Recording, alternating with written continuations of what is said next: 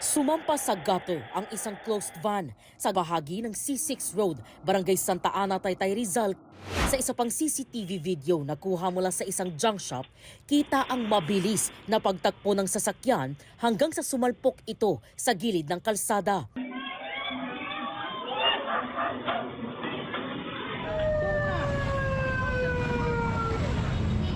Araro. 5 katao ang nabangga at nakaladkad ayon sa pulisya. 3 sa kanila namatay. Dinala naman sa ospital ang 2 na nagtamo ng mga sugat. Pagdating ng ambo namin ay nakita nila na may nakahandusay na 2 lalaki sa tabi ng C6. Tapos ang sa ilalim ng van may 2 lalaki nakahandusay din doon. Wala nang buhay na naabutang, duguan na.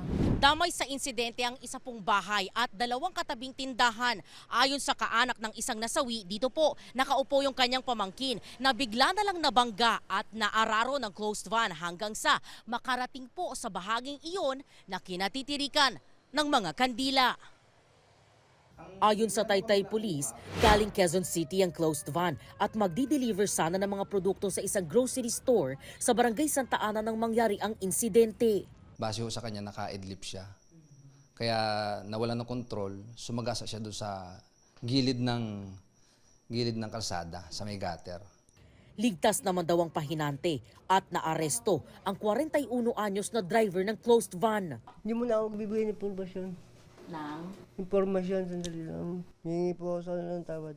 Sa custodial facility ng Taytay Police nakadetain ang driver na maharap sa reklamong reckless imprudence resulting in multiple homicide and damage to property.